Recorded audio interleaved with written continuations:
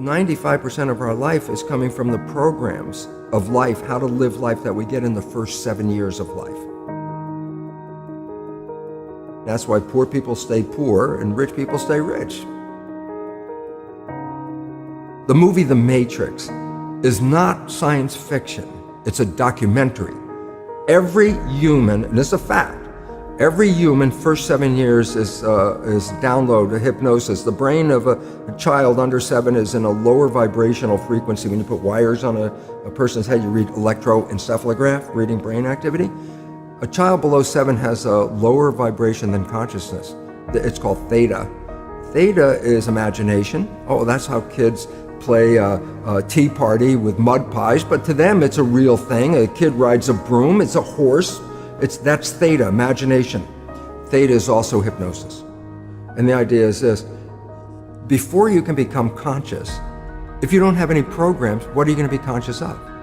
So nature makes the first 7 years.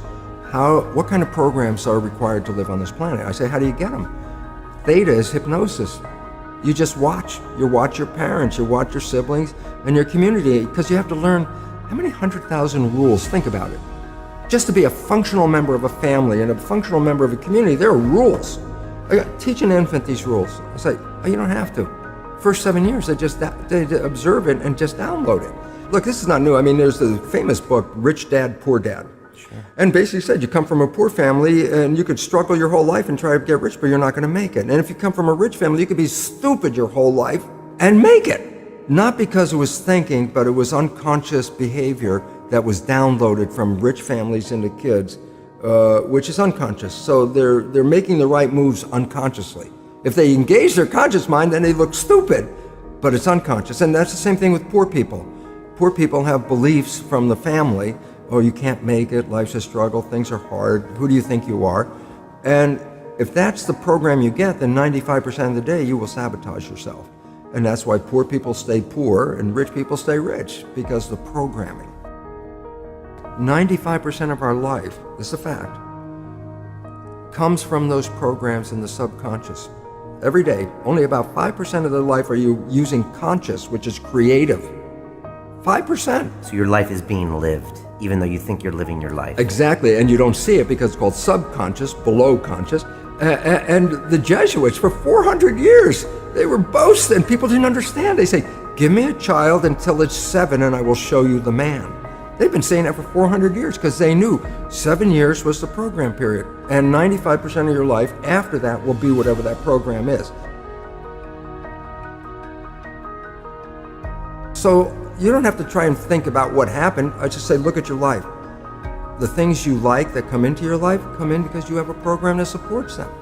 But anything you struggle with, work hard at, put a lot of effort into making it happen, why you're working so hard, inevitably, you have a program that doesn't support that conclusion and you're trying to override the program.